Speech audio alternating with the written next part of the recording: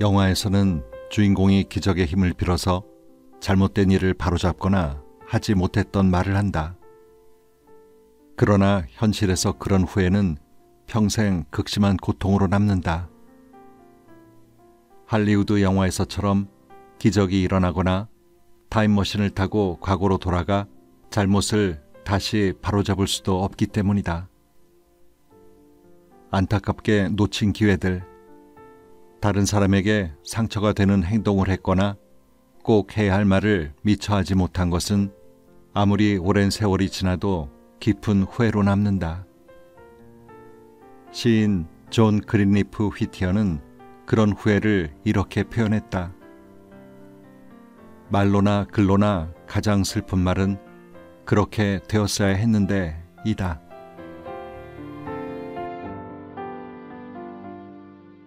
책 읽는 다락방의 제이입니다. 현대인들은 그 어느 시대보다 물질적으로 풍요로운 시대를 살고 있습니다. 얼핏 생각해보면 그래서 더 만족스럽고 더 행복할 것 같은데 실은 그렇지도 않은 것 같죠. 여기에는 여러 가지 이유가 있을 수 있겠습니다만 어쩌면 이 풍요의 시대가 주는 다양한 선택과 결정, 그리고 많이 가지고 누릴수록 지금보다 좀 더 많은 것을 얻고자 하는 욕망, 또 그 욕망의 크기에 비해 그 체험이 못 미치는 데서 오는 상대적 빈곤감 또는 결핍을 느껴서이지 않나 싶습니다. 어떻게 사는 게 잘 사는 것인가에 대한 고민과 더불어 매 순간 다가오는 선택과 결정을 어떻게 할 것인가에 대해 고민할 수밖에 없는 이유는 후회 없는 삶을 살기 위해서일 텐데요. 오늘은 인생의 황혼기를 맞은 1,000명의 현자에게서 구한 삶의 실천적 조언과 지혜를 담은 내가 알고 있는 걸 당신도 알게 된다면 이란 책을 소개해 드릴까 합니다. 10년 전에 우리나라에 소개되면서 꾸준히 사랑을 받아왔던 책인데요. 올해 출간 10주년을 맞아 토네이도에서 리커버 에디션으로 새롭게 다시 출간되었습니다. 이 책은 노인학자인 칼 필레머 교수가 코넬 대학교 인류유산 프로젝트로 5년 동안 1,000명이 넘는 70세 이상의 현자들을 만나면서 듣게 된 삶의 지혜들을 주제별로 정리한 책인데요. 이 지혜를 얻고자 들인 삶을 시간으로 풀어보면 8만 년의 삶, 5만 년의 직장 생활, 3만 년의 결혼 생활이 됩니다.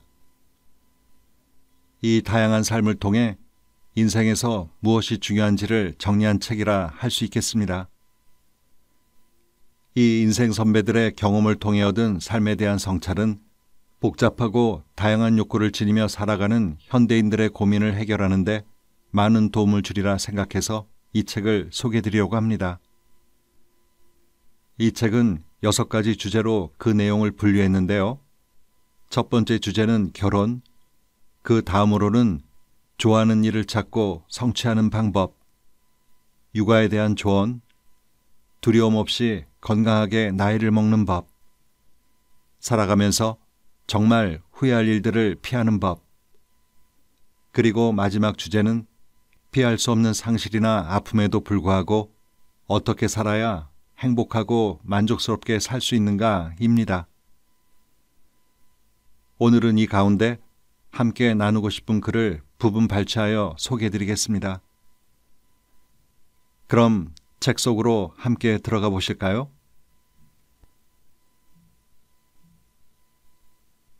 끌림보다는 공유. 나는 수백 명이 넘는 인생의 현자들에게 행복한 결혼 생활을 위해 가장 중요한 것이 무엇이냐고 물었다. 대답은 거의 만장일치였다. 나와 성격이 다른 사람에게 매력을 느낄 수는 있다. 하지만 결혼 생활을 유지하는데 그것이 최고는 아닐 수도 있다. 그들의 오랜 경험에서 나온 행복한 결혼 생활을 위한 첫 번째 해답은 바로 이것이다. 배우자와 근본적으로 비슷할 때 더 만족스러운 결혼 생활을 할 수 있다. 생활 방식이나 삶에 대한 태도에서 차이가 큰 사람과의 결혼 생활은 훨씬 더 어렵다고 그들은 말한다. 이 점은 매우 중요하다. 여러 가지 면에서 배우자와 비슷한 점이 있을 수는 있지만 현자들은 특히 근본적인 부분, 바로 핵심적인 가치관이 얼마나 비슷한가에 초점을 둔다. 몇 해에 걸쳐 나는 이제 막 관계를 시작하려는 수많은 사람들과 이야기를 나누었고 그들이 사랑에 빠지게 된 온갖 이유를 들었다. 20대의 경우 유머 감각, 경제적 능력, 수려한 외모 등을 사랑에 빠지는 이유로 들었다. 기억을 더듬어 보니 그들 중 그 누구도 가치관의 공유를 사랑의 이유로 들며 정말 멋진 사람을 만나고 있어요. 가장 좋은 점은 우리가 핵심 가치관을 공유하고 있다는 점이에요. 하고 말하는 경우는 보지 못한 것 같다. 엠마 실베스터의 사례를 보자. 58년 동안 결혼 생활을 유지해온 엠마는 미소를 지으며 이렇게 말했다. 이 정도면 꽤 성과를 거둔 셈이지. 결혼할 때만 해도 몰랐어. 그런데 돌이켜보니 가치관이 같다는 건 정말 중요한 일이더군. 생각해봐. 돈을 헤프게 쓰는 사람이라면 그걸 이해해주는 사람과 결혼해야 하고 검소한 사람이라면 그 점을 이해해주는 사람과 만나야지. 돈이 결혼 생활에서 걸림돌이 될 때가 많거든. 다행스럽게 우리 부부는 거의 모든 부분에서 가치관이 같았어. 가치관이 같으니 다툴 일도 고민할 이유도 없었지. 뭔가를 결정할 때면 우리 둘의 목표가 같다는 사실을 새삼 깨닫곤 했으니까. 또 우리 부부는 교육의 힘을 믿는다네. 우리는 아이들을 훌륭한 시민으로 키우기 위해 우선 우리부터 사회적 기준에 어긋나지 않고 좀 더 도덕적인 사람이 되고자 애를 썼지.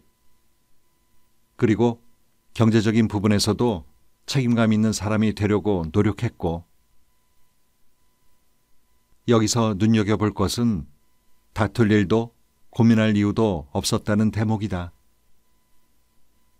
흔히 사소한 문제로 다툰다고 말하지만 그 사소한 일들이라고 말하는 부분들 역시 근본적인 가치관을 반영한다. 따라서 다툼의 핵심적인 이유도 실은 가치관의 차이 때문이다. 가령 아내가 비싼 골프채를 사거나 남편이 최신 전자제품에 욕심을 내는 것이 싸움의 핵심 쟁점은 아니다. 오히려 돈이 어떤 의미인지, 어떻게 사용해야 하는지, 가정 경제와 개인의 욕망 가운데 어떤 것을 더 중요하게 생각하는지 같은 근본적인 생각이 핵심이다. 그러고 보면 가치관을 공유하는 것이야말로 다툼과 논쟁을 미리 방지할 수 있는 가장 근본적인 예방책인 셈이다. 그런데 간과해선 안 될 것이 있다. 배우자와 가치관을 공유하려면 먼저 자신의 가치관에 대해 잘 알아야 한다. 존 포드햄은 아내 엘레인과 33년 동안 결혼 생활을 했다. 100년 해로의 비결을 묻자 그가 답했다. 자기 자신을 잘 알아야겠지. 그래야 불완전하나마 비슷한 사람을 가려내는 데 필요한 태도나 가치관의 목록이 생기는 것 같아. 포드햄은 자신의 가치관과 신념이 무엇인지 먼저 알아야 한다고 말했다. 자신을 알아야 다른 사람과 더불어 지낼 수 있는 방법도 찾을 수 있다는 것이다. 포드햄에게 그 목록을 좀 더 구체적으로 말해달라고 했다. 첫째는 가족 위주의 삶이야. 나는 가족의 가치를 아주 중요하게 생각하거든. 또 나는 섬세한 사람이야. 감동도 잘 받고 또 남을 감동시키기도 하는 그런 사람 말이야. 이 문제는 아주 중요해. 섹스 이야기가 아니야. 감동을 말하는 거야. 셋째는 독립적인 생활의 가치를 인정해 주는 거야. 그것은 내 일부이기도 하지. 자유가 없는 나는 진정한 내가 아니니까. 이러한 것들은 삶의 방식에 관한 문제니까 먼저 이야기해서 동의할 수 있는지 확인하는 게 중요하지. 분명 효과도 있고. 나는 2번 다 최고로 행복한 결혼 생활을 했으니까. 관계를 맺는 과정에서 상대의 가치관을 탐구해 보는 것은 분명 나쁘지 않은 일이다. 관계가 진전되면 어느 시점에서 서로의 핵심 가치관에 공감할 수 있는지를 분명히 해두는 것이 좋은데, 그럴 때 이와 같은 목록을 활용하면 효과적이다. 2 사람 사이에 생기는 문제는 가치관의 차이에서 비롯하는 경우가 많다고 인생의 현자들은 입을 모은다. 그런데 여기서 딜레마가 생긴다. 과거와는 비교도 되지 않을 만큼 가치가 다원화되고 다양성이 확대된 현대사회에서 가치관을 공유하는 사람을 찾기가 과연 말처럼 쉬울까? 인생의 현자들은 단지 자신과 아주 다른 사람과 결혼하면, 특히 가치관이 다른 사람과 결혼하면 복잡한 문제에 부딪힐 확률이 높아진다는 사실을 이야기한다. 그들은 설령 부부가 인종이나 경제적 여건 등에서 차이가 크더라도 가치관과 삶에 대한 견해를 함께 한다면 결혼의 질과 안정성을 모두 높일 수 있다고 말한다. 인생의 현자들의 조언에서 한 가지 더 짚어봐야 할 부분이 있다.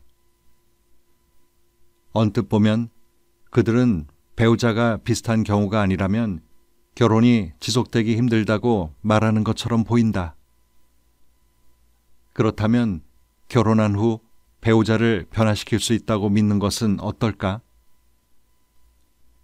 유명한 브로드웨이 뮤지컬의 제목, 사랑해, 당신은 완벽해.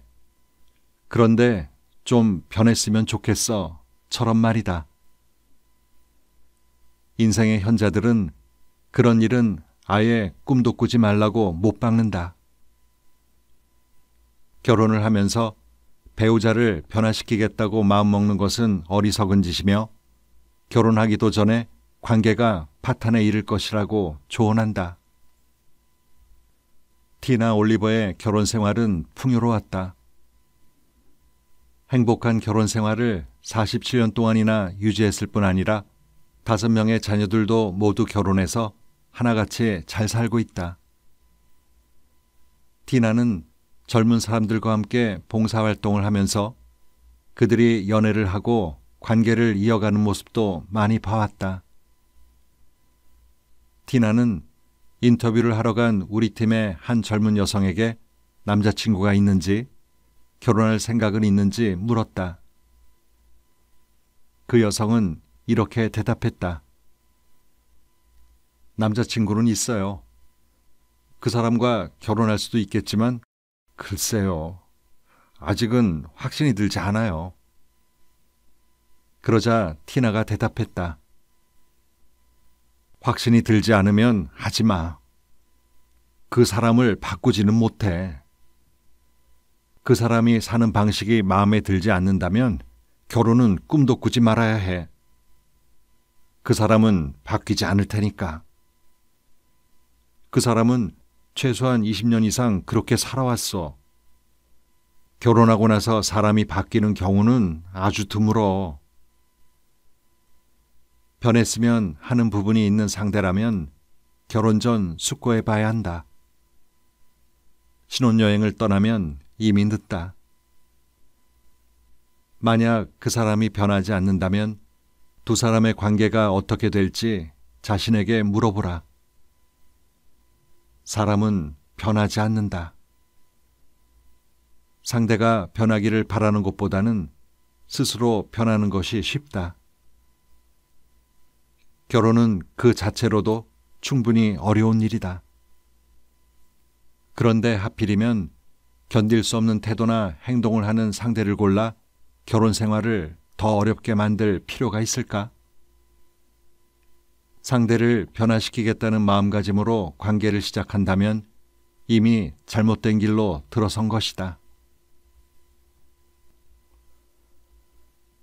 일출을 보려면 어두울 때 일어나라. 직업과 관련해 인생의 현자들은 모두 한 목소리로 이렇게 묻는다. 아침에 일어났을 때 오늘 할 일이 기대되는가? 아침에 일어나 하루가 두려워진다면 재앙이라고 인생의 현자들은 말한다. 그들 역시 그런 기분을 겪어봤다. 셀리 윌슨은 학교 교사로 30년을 보냈고 자신의 직업을 사랑했다.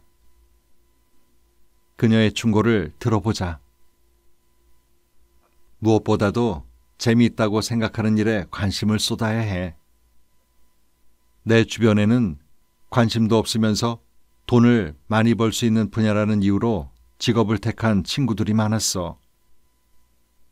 아무리 돈을 많이 번다 해도 아침에 기쁘게 출근할 수 있는 직업보다 더 가치 있는 것은 없지. 두려움이 아닌 즐거움, 그보다 더 큰 보상은 없으니까. 농부인 엘버트 폴섬은 특유의 창의력을 발휘해 이런 말을 들려주었다. 일출을 보고 싶으면 어두울 때 일어나야 해. 좋은 직장이 있다면 늦지 않고 제 시간에 직장에 가서 즐겁게 하루를 맞고 싶을 거야. 지금 하고 있는 일을 즐겨. 좋아하지 않는 일을 하기에는 하루가 너무 길거든. 좋아하지 않는 일을 하고 있다면 얼른 다른 일을 알아봐. 아침에 일어나서 하기 싫은 일을 하러 가는 것보다 더 가혹한 형벌은 없으니까. 혹시 마구 고함을 지르는데 소리가 나오지 않는 악몽을 꾼 적이 있는가? 인생의 현자들이 젊은 세대에게 간절히 전하고 싶은 말을 할 때도 그런 기분일 것이다. 그들이 우리에게 간절히 해주고 싶은 말은 바로 싫어하는 일을 하며 몇 년을 보내는 것은 후회의 지름길이요 비극적인 실수라는 것이다. 그들이 이토록 단호하고 강력하게 자신들의 의견을 역설한 주제는 없었다. 그들이 이 책을 읽는 독자들이 꼭 알았으면 하는 한 가지는 하고 가장 자주 언급했던 주제이기도 하다. 그들은 말한다. 1년에 2000시간이 넘는 돌이킬 수 없는 시간을 낭비하는 일은 정말 바보짓이라고. 이제 생각해보자. 아침에 일어나서 일하러 가는 것이 두려웠는가? 출근할 때 두렵고 우울하고 끌려가는 것 같고 내키지 않는 기분이 드는 이들에게 그들은 말한다. 진심을 들여다보고 밖을 한번 둘러봐. 어쩌면 지금이 변화가 필요한 때인지도 몰라. 젊을 때 100년 쓸 몸을 만들어라. 내 주변에 비만이거나 흡연자 혹은 운동을 전혀 하지 않는 사람들은 이런 말을 하곤 한다. 어차피 천년만년 살 것도 아닌데 뭐. 몇 년 덜 살면 그만이지. 지금 좋아하는 걸 하면서 살래. 인생의 현자들은 이러한 태도는 잘못이라고 말한다. 한 가지 사실을 간과했기 때문이다. 건강에 해로운 짓을 한다고 해서 일찍 죽는 것이 아니라 몇 년 혹은 몇십 년을 만성 질병으로 고통받을 수도 있다는 사실이다. 담배 피우는 사람, 과식하는 사람, 종일 꼼짝 않고 누워 TV만 보는 사람 중 대다수는 자신에게 닥칠 최악의 상황이 어느 날 갑자기 죽는 것이라고 지나치게 아니란 생각을 하는 경우가 많다. 하지만 현실적으로 그렇게 쉽게 죽는 경우는 드물다. 병은 쾌락의 이자라는 말이 있듯이 그렇게 살아온 사람들은 나날이 버거워지는 병의 무게를 짊어지고 살아야 한다. 인생의 현자들은 지금 건강관리를 어떻게 하느냐가 미래의 삶에 결정적인 영향을 준다는데 동의한다. 하지만 얼마나 오래 사느냐가 아니라 어떻게 살 것인가에 초점을 맞춰야 한다. 60세 정도 되면 그때부터 평균적으로 20년을 더 산다. 걱정해야 할 것은 그 20년 동안의 삶의 질이다. 인생의 현자들이 강조하는 것도 바로 이것이다. 죽음은 생각하고 말고 할 문제가 아니다. 젊은 나이에 삶의 방식을 바꿔야 한다. 더 오래 살기 위해서가 아니라 더 나은 70대, 80대 혹은 그 이후를 위해서다. 혹시 아는가? 지금 몸으로 100년을 살게 될지. 토드 울레트의 간결한 설명을 들어보자. 나이를 먹는 건 괜찮아. 헌데 산소 탱크가 달린 휠체어에서 살아야 한다면 어떻겠어? 지금 알아서 미리 막을 수 있다면 무조건 막아야지. 나이가 들면 인생을 훨씬 더 느긋하게 즐길 수 있는 기회가 생기거든. 단 끔찍한 질병에 시달리지 않는다는 전제하에 말이야.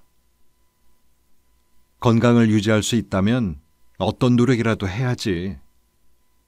담배나 몸에 해로운 것들은 절대 하지 말아야 하고, 그런 것들이 쌓이면 나중에 그 여파가 반드시 드러나니까 말이야. 샬롯 베가 역시 같은 생각이다. 젊어서 몸을 어떻게 다루었는지는 나이가 들면 고스란히 나타나는 법이야. 젊어서 검진도 제대로 받고 체중도 관리하고 몸을 혹사하지 말고 건강에 신경 써야 해. 지나친 흡연, 음주, 약물 모두 몸을 망치게 만들지. 이런 것들을 절제해야만 나이 먹어서 고생하지 않는다네. 모든 사람이 어떤 이유로든 죽는다. 하지만 만성 질병으로 느리고 고통스러운 단계를 거치며 죽어야 할 이유는 없지 않은가? 이러한 병들은 많은 사람들의 어리석은 생각대로 갑작스러운 죽음을 유발하지 않는다. 병은 말을 타고 들어와 거북이를 타고 나간다는 속담처럼 서서히 몸이 쇠약해지고 오랫동안 진행된다. 누구든 할 수만 있다면 그런 상황은 피하고 싶을 것이다. 건강을 돌보지 않고 되는 대로 살면서 뭐 어때서? 누구나 언젠가는 다 죽어 하는 것은 비겁하다. 과식하고 운동을 게을리하고 담배를 피우며 살다가 때가 되면 편안하게 세상을 떠난다고 어떻게 장담할 수 있겠는가? 언제 죽을지는 선택할 수 없지만 몇십 년이라는 시간을 건강하게 살다 떠날지 끔찍한 육체의 고통을 이고 하염없이 고통받다가 떠날 것인지는 선택할 수 있다. 기회가 묻거든 내라고 답하라. 나는 삶의 가능성이 너무 적다고 생각하는 사람들을 많이 만났다. 그들은 칸막이로 둘러싸인 사무실이나 좁은 공간에 꼼짝 않고 틀어박혀 제한된 공간이 주는 익숙함 속에 머물기로 이미 결심했다. 시간을 너무 많이 소모하게 될까봐 혹은 고생할까봐 두려워 승진의 기회를 거부한 사람들도 보았고, 모험을 좋아하는 타입이 아니라는 이유로 해외에서 1년에서 2년 정도의 시간을 보낼 수 있는 기회를 마다하는 사람들도 보았다. 또 사람들 앞에 나서기가 두렵고 일도 너무 많아진다며 직장에서 프리젠테이션을 할 수 있는 기회를 포기하는 이들도 보았다. 이들은 스스로 정한 한계의 틀에 자신을 가두고는 거기서 벗어나라고 하면 오히려 화를 낸다. 이런 태도를 인생의 현자들은 어떻게 볼까? 그들은 하나같이 크나큰 실수를 하는 것이라고 꼬집는다. 새로운 기회가 올 때마다 네 라고 적극적으로 맞아야 한다는 것이다. 인생의 현자들이 시간과 관련해 가장 흔히 언급하는 후회스러운 일 역시 기회가 찾아왔을 때 문을 굳게 닫아두고 그 기회를 받아들이지 않는 것이었다. 그들은 직장 생활에서 받을 수 있는 가장 큰 보상은 일을 더할 수 있는 기회라고 말한다. 조 슐레터는 이 교훈의 중요성을 절실히 느끼게 해주었다. 가난한 집에서 태어났지만 기업인으로 성공하고 훗날 인재들을 양성하는 직업으로 길을 바꾼 인생의 현자 존이 들려주는 가장 중요한 조언은 바로 네라고 대답하는 것이다. 내가 살면서 고수한 한 가지 원칙은 아니요라고 대답해야 할 명백한 이유가 없는 한 네라고 대답하는 거야. 내 삶에 아니요라는 대답은 없었다네. 나는 내게 주어진 일들을 흔쾌히 받아들였지. 재미있는 일은 아니었지만 하다 보면 흥미가 생기는 경우가 많았어.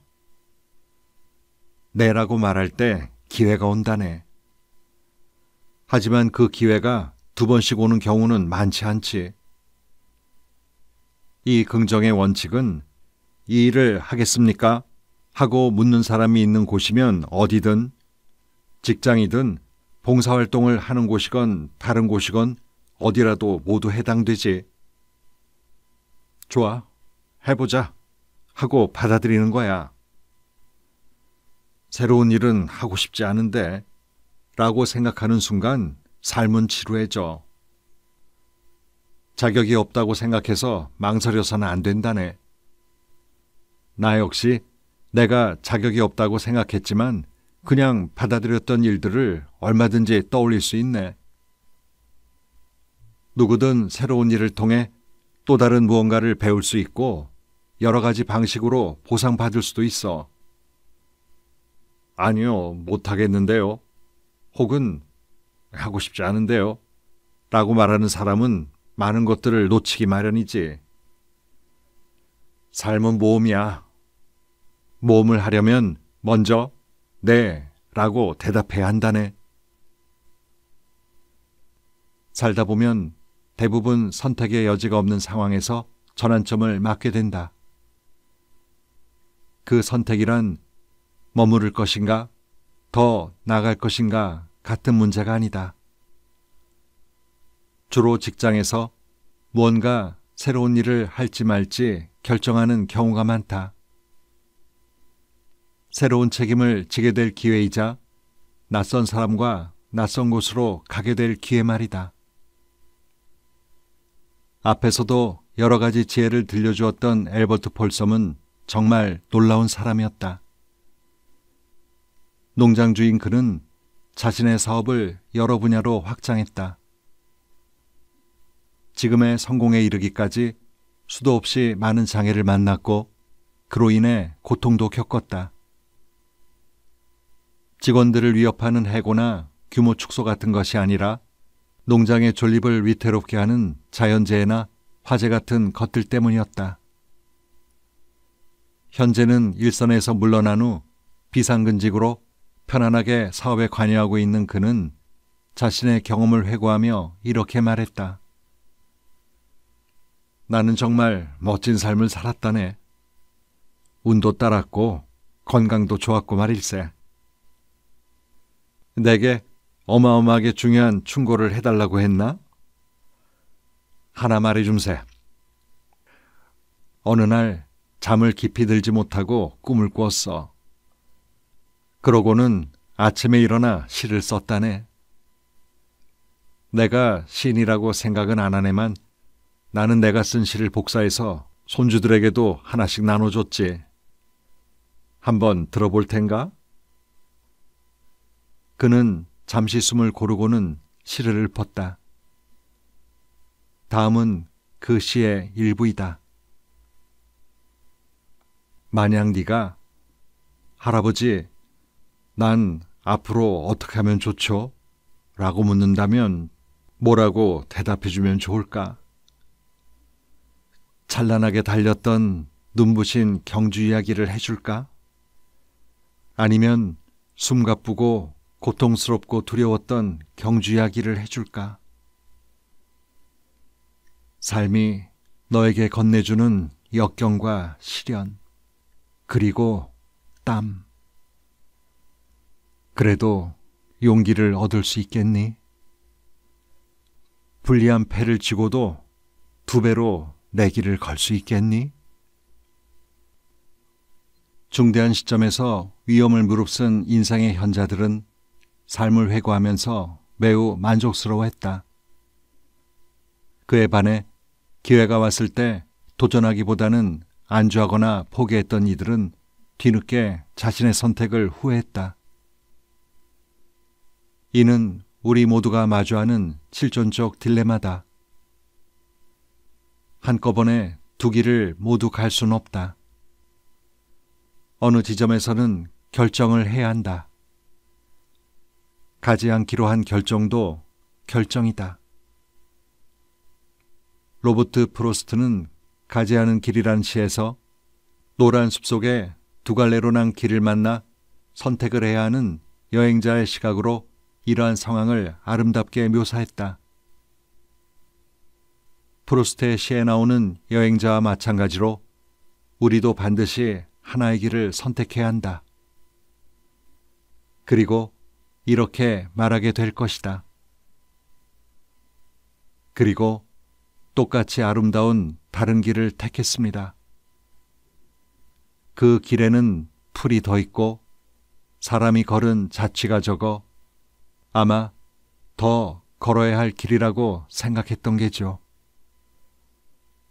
그 길을 걸음으로 그 길도 거의 같아질 것이지만 나는 정반대의 결정을 한 사람들을 인터뷰하면서 이 시를 떠올렸다. 2 삶을 나란히 놓고 보면 기회를 받아들인 사람과 그렇지 않은 사람의 삶의 결과가 뚜렷이 보인다. 한 길은 위험이 따르지만 만족스럽게 살 수 있다. 다른 길은 좀 더 신중하게 선택한 길이지만 후회가 따른다.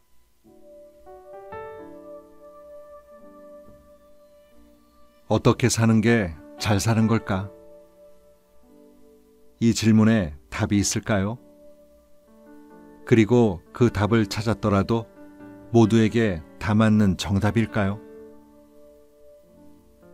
이 질문에 대한 답을 찾으려 애쓰는 까닭은 훗날 자신의 삶을 뒤돌아봤을 때 후회가 없기를 바라는 마음 때문이겠죠.